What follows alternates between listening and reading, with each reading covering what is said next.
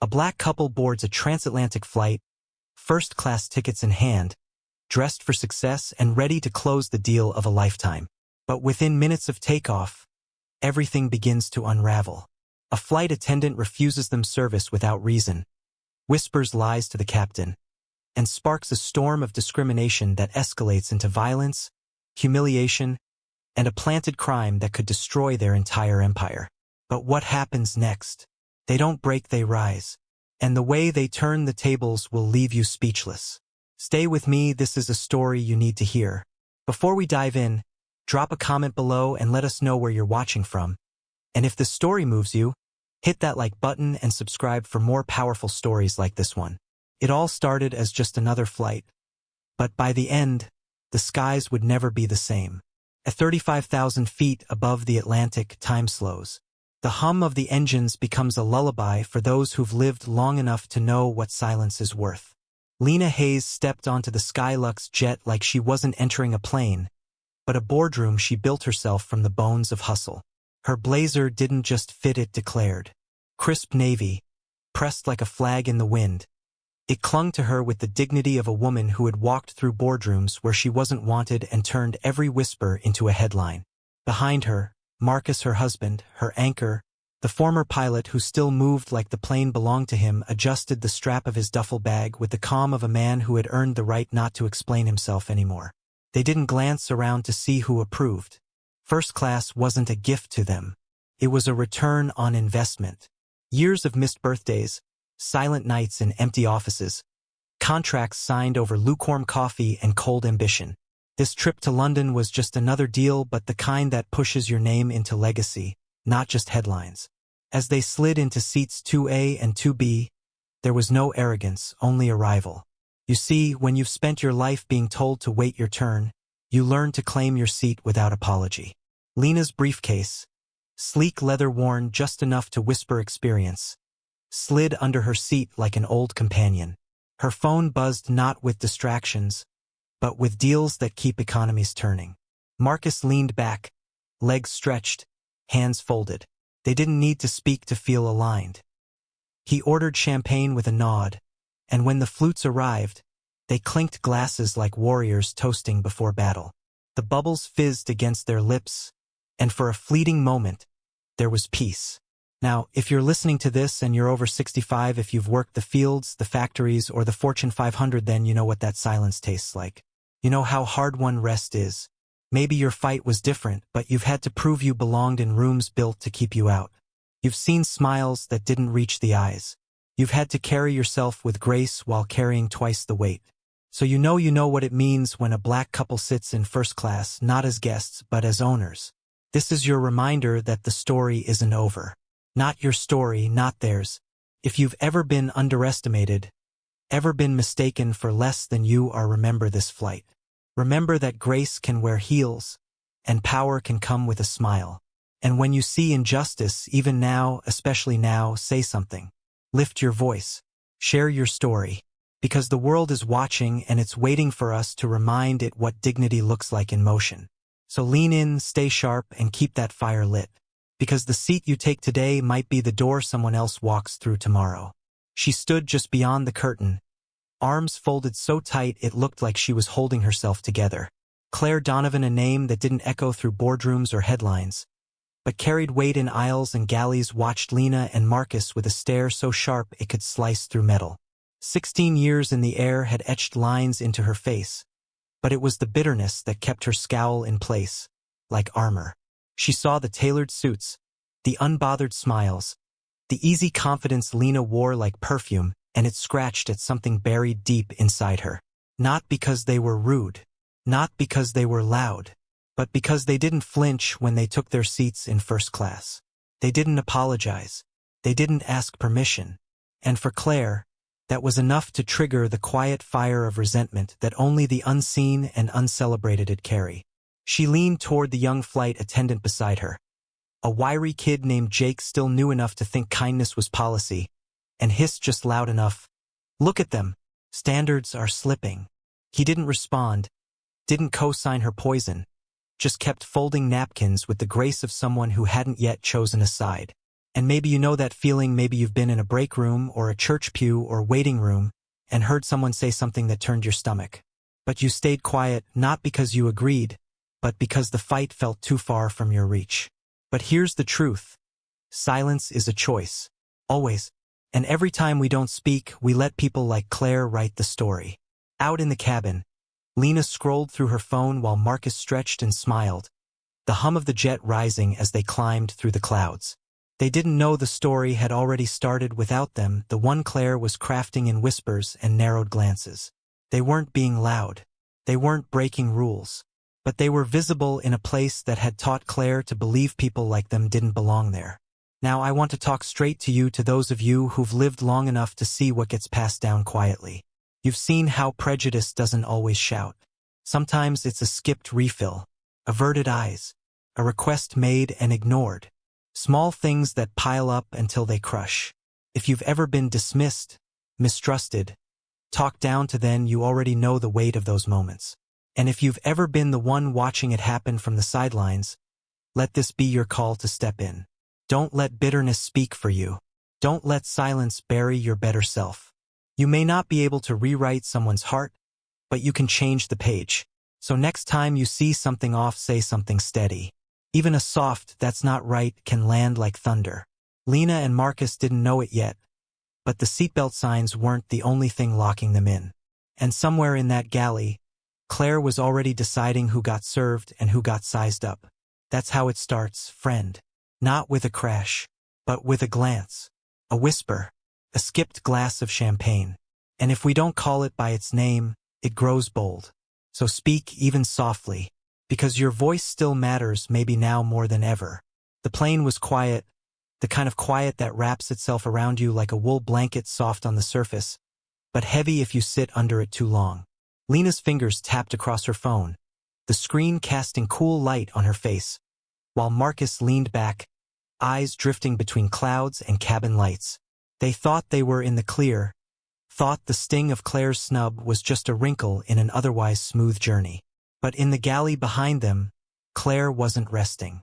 She was pacing, chewing on her resentment like it was her last piece of gum. It wasn't just the champagne order she hadn't fulfilled, it was the way Lena had sat there, serene and commanding, as if she were born for that seat, that class, that life. And that's what stuck with Claire. Because when a woman like Lena Black, successful, unapologetically composed, sits in first class and doesn't shrink, it forces people like Claire to reckon with their own reflection. So instead, she chose a story. She grabbed the intercom handset, fingers shaking with a strange kind of thrill, and spun a lie with the ease of someone who'd practiced blame her whole life. "Captain," she said in a low whisper, "we've got a situation up front. 2 passengers row 2, they're being disruptive, aggressive, making me feel unsafe." And just like that, the gears of the system began to turn. Maybe you've seen it before. Maybe you've been that passenger minding your business, following every rule, and still ending up on the wrong side of someone else's version of events. Or maybe you've been in Claire's shoes, holding bitterness you didn't even know you were feeding until it started to speak for you. But here's the hard truth. Lies don't need evidence to move. They just need access. And Claire had it. She knew the uniform gave her power, and she used it like a weapon wrapped in velvet. Now I'm talking to you, the one who's lived through decades of watching people twist truth into a tool. You've seen the harm one unchecked voice can cause, how quickly a whisper becomes policy. So let me ask, what do you do when the lie isn't loud, but effective? When the system believes the uniform before it believes the facts? You hold the line, you trust your gut, and when you see someone being misjudged, you say, "That's not what I saw," because truth needs allies. Claire wasn't finished, oh no. She was just getting started. Back in the cabin, Lena and Marcus were still sipping the last of their champagne, not knowing the narrative was already turning against them, not knowing that a storm was gathering in a place they had no access to. This is how it works sometimes. Not with sirens, but with silence. And unless someone steps forward to stop it, that silence becomes the loudest lie in the room. So if you're listening, if you've ever wondered whether your voice still matters, remember this. Use it while you have it. You don't have to be loud, just clear. Because someone's dignity might depend on your refusal to stay quiet. It started with heat not from the sun, or the engines, or even the nerves but from a pot of scalding coffee that shouldn't have spilled the way it did. Claire approached Lena and Marcus again, this time carrying a tray with a practiced smile that didn't touch her eyes. A smile as stiff as the starch in her uniform. "Drinks?" she asked, the word so clipped it could have drawn blood. Marcus replied, calm but firm, "2 champagnes, please." The same request as before. And that's when it happened. The tray tilted, not by accident but by intent cloaked in performance, and the coffee pot she wasn't supposed to be holding in the first place tipped forward. Hot liquid violent and immediate splashed across Lena's lap, searing through her slacks like fire unleashed from a secret. She gasped, a sound sharp and human, her body jolting in pain as her phone clattered to the floor. The cabin paused, then gasped along with her. Some stared in silence, others with suspicion, and a few with something worse. Satisfaction. Claire fumbled with a napkin, all wide eyes and trembling hands, offering an apology that reeked of rehearsal. "It slipped," she said, "too fast. I didn't mean to. These trays, they're tricky." But anyone paying attention could see it.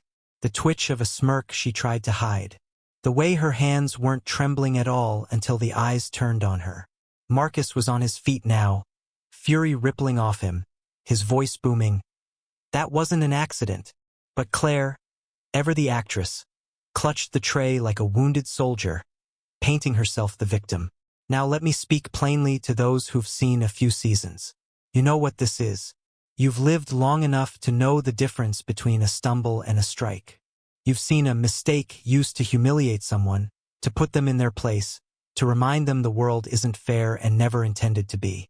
And if you've ever been in a room where someone accidentally left you out, overlooked you, or spilled something on your pride, you know the sting of that moment is deeper than the stain. And yet what matters isn't just what was done, but what's done next."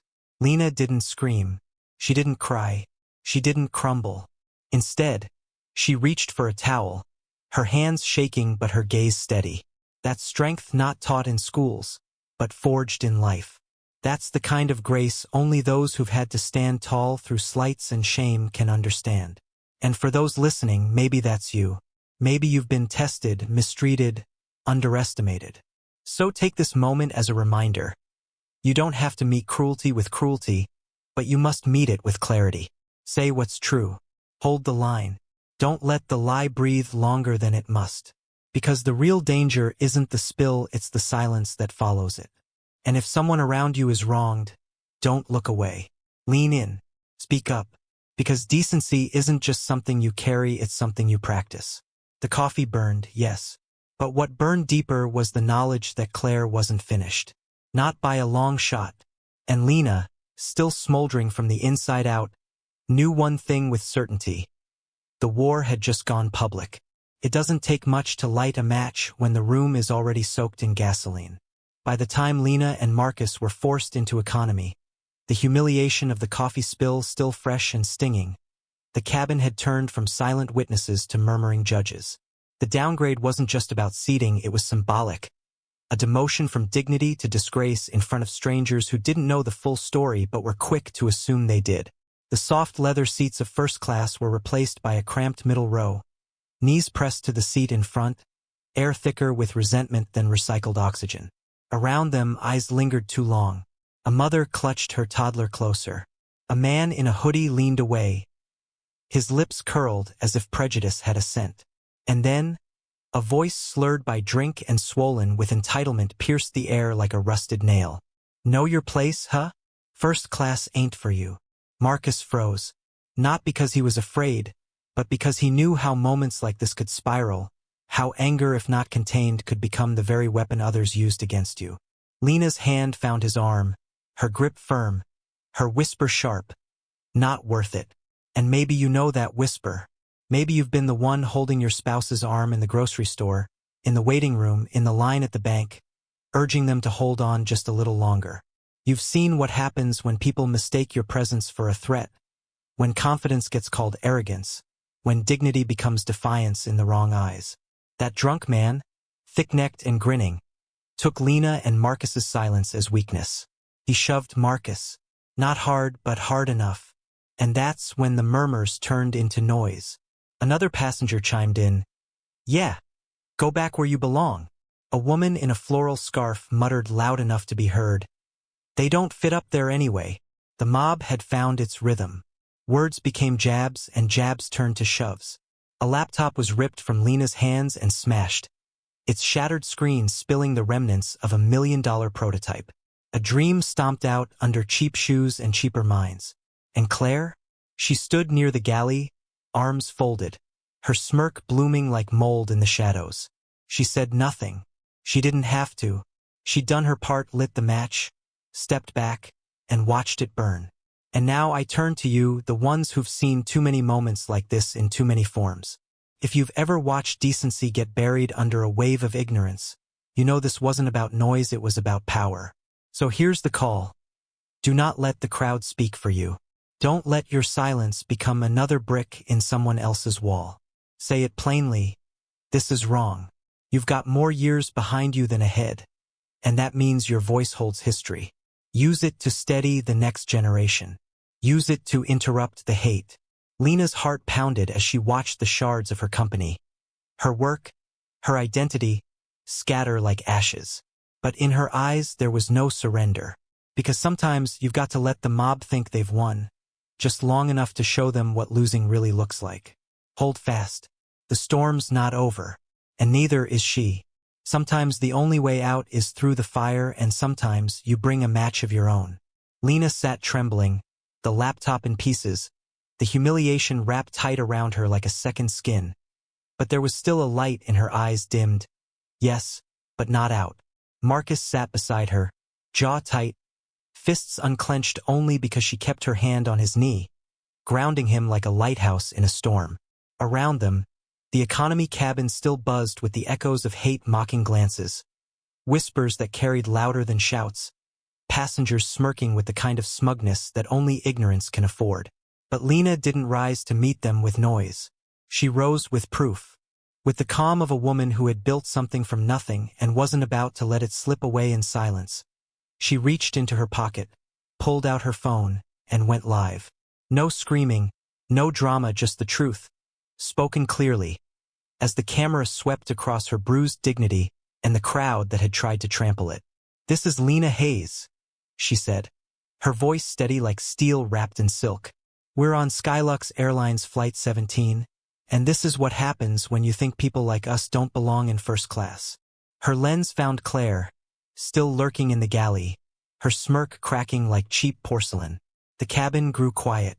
You could feel the shift, like someone had opened a window in a room that had been shut too long. People started watching their own behavior reflected back to them in real time, and for some, that was the first time they saw the truth. Maybe you know that kind of silence, the moment someone's like can't outrun the camera, when decency stops being a whisper and becomes a broadcast. Lena's stream caught fire. Thousands tuned in. Then tens of thousands. Comments rolled in like a tide. Unacceptable. Justice now. We see you, Lena. Marcus stepped into the frame, blood still drying on his lip, and said, We didn't start this, but we're damn sure going to finish it. He lifted the broken laptop, its cracked screen catching the light like a mirror shattered by indifference. This was our prototype, our future, destroyed, and no one stopped it. And here's the thing I want you to remember, especially if your hands have ever held protest signs, if your mouth has ever whispered a prayer for justice, if your feet have ever marched for someone else's dignity, you already know the power of standing firm. You know what it means to face a system that wasn't built with you in mind and say, not today. So I'm telling you now, your wisdom isn't behind you, it's the torch you still carry. Pass it, speak it, live it out loud. Because as Claire tried to retreat, as the captain stormed down the aisle, pulled from the cockpit by the roar of a digital truth, there was no place left to hide. They own the airline, he muttered, stunned as Lena pulled up the ownership confirmation on her phone. They own it. And just like that, the tide reversed. Not in cheers, but in silence, the same silence that once accused them, now held its breath. The very passengers who mocked them now avoided their eyes. Claire was ordered to stand down. Lena and Marcus were sent back to first class. Not escorted, restored. And when they sat back down in seats 2A and 2B, bruised, burned, broken but unbent, Lena whispered, "That's how you flip it." So if you're listening, if you've ever doubted whether one voice can turn the tide, let this remind you. When systems fail, when people falter, truth still has wings. But only if we dare to release it. Victory has a way of feeling fragile when you've spent your life earning it in a world eager to snatch it away. Lena and Marcus had reclaimed their seats, but their bodies carried the bruises of the hour before. The burn on Lena's leg still throbbed beneath her slacks, and Marcus's lip bore the mark of a punch thrown in cowardice. They sat in 2A and 2B not as passengers, but as survivors, sipping the lukewarm champagne they had once toasted with pride, now tasting more like caution than celebration. The cabin had gone quiet, but it wasn't peace, it was tension waiting for another crack. And while the other passengers looked forward, pretending not to notice, in the galley behind the curtain, a new betrayal was already unfolding.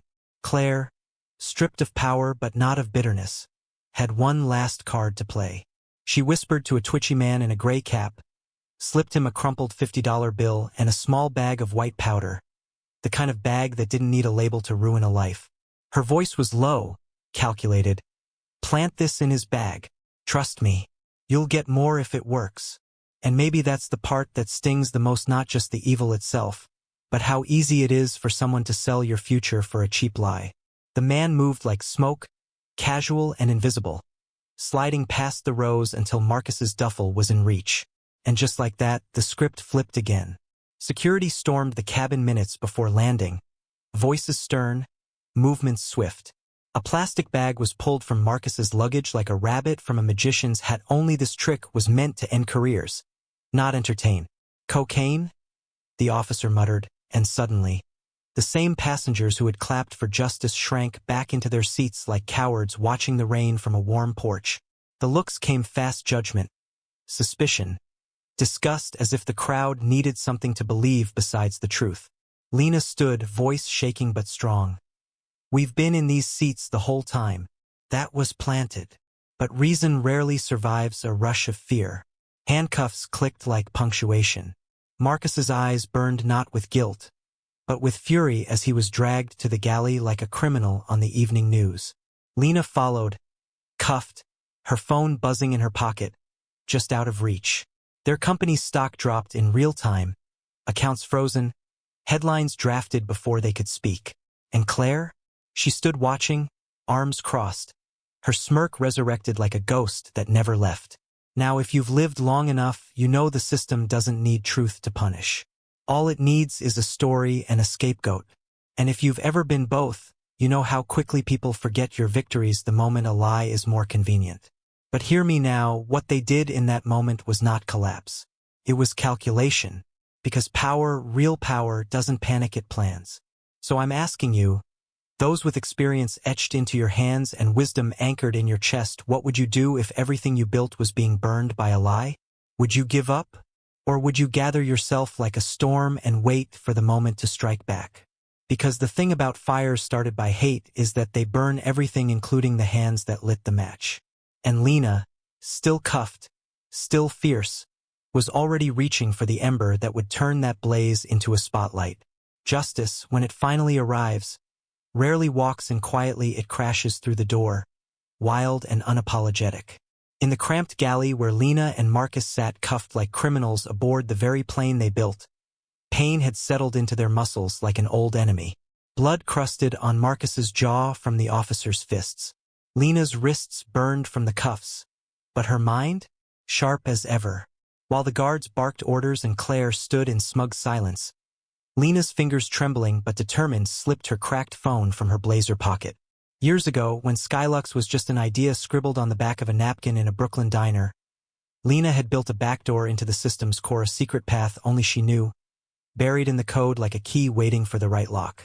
Now, with the world collapsing around her, she used it. Hunched, cuffed, breath shallow, she hacked into the aircraft's internal network and dropped the file. Proof of ownership, chain of custody, internal memos, all of it, sent directly to the captain's console with a message. "We own this airline. Stop this now." Moments later, like thunder cracking through static, the captain's voice boomed, "Security, stand down. They're the owners." And just like that, everything turned. The guards froze. The cuffs came off with awkward apologies. Claire's face drained of color as the captain stormed into the galley, holding Lena's file like a sword forged in truth. "Donovan," he said, each syllable a hammer, "you're fired." But even as Claire was escorted away, the damage lingered. Lena and Marcus limped back to 2A and 2B bloodied, shaken, but unbroken like royalty returning to a throne someone had tried to burn. Yet victory came with no fanfare, only exhaustion. The flight touched down in London, but before their feet even hit the tarmac, a new threat arrived. The security alert. A bomb threat. Terminal locked down. Chaos in the airport. People screaming. Lights flashing. And from the shadows, Claire Free somehow slipped back into the story like a snake through grass. She had sent the threat herself, preset from a burner phone. Not just to humiliate them, but to paralyze the entire system. And just when it seemed the nightmare couldn't stretch further, Lena's COO texted, "Stocks crashing again. Board panicking. She's flipped the narrative. You're being blamed." In that moment, with Heathrow locked down and the world watching, Lena didn't flinch. She activated. Again, she hacked the intercom. Her voice, defiant and clear, guided the bomb squad to the real device hidden under their seats. 90 seconds left. They disarmed it with 2 seconds to spare. Lives saved. Panic silenced. But Claire, ever the ghost, wasn't finished. She had hijacked ground control, turned the plane itself into a threat, and sent a new message over the system: "Resign or I crash it." But Lena didn't resign. She fought. She counterhacked, found the vulnerability Claire missed, and wrestled back control. The plane was saved. The passengers were safe. And Claire, finally, was dragged out in cuffs. Her face no longer smug but twisted with the bitterness of defeat. Yet even in that final gasp of triumph, as reporters swarmed and stock tickers rebounded, Lena's phone buzzed one last time. A leaked video, shadowy Skylux executives whispering, plotting, saying Claire was only the beginning. A deeper conspiracy, a war still brewing. And now, I turn to you, those who've seen decades of victories followed by betrayals, who've lived long enough to know that justice isn't an ending, it's a daily decision. What would you do if you discovered the fight didn't end when the enemy fell, but only when the system that protected them was exposed? Would you walk away, tired, bloodied but alive? Or would you stand taller, dig deeper, and go back in for the next round? Lena didn't hesitate. She looked at Marcus, her voice low but sure. "We're not done. And neither should we be. Because if you've ever fought for truth, if you've ever seen a wrong and refused to let it pass, then you already know the most sacred truth of all. The fight doesn't end until the next generation never has to fight it again. Keep rising. Keep roaring. Keep building something that can't be burned down."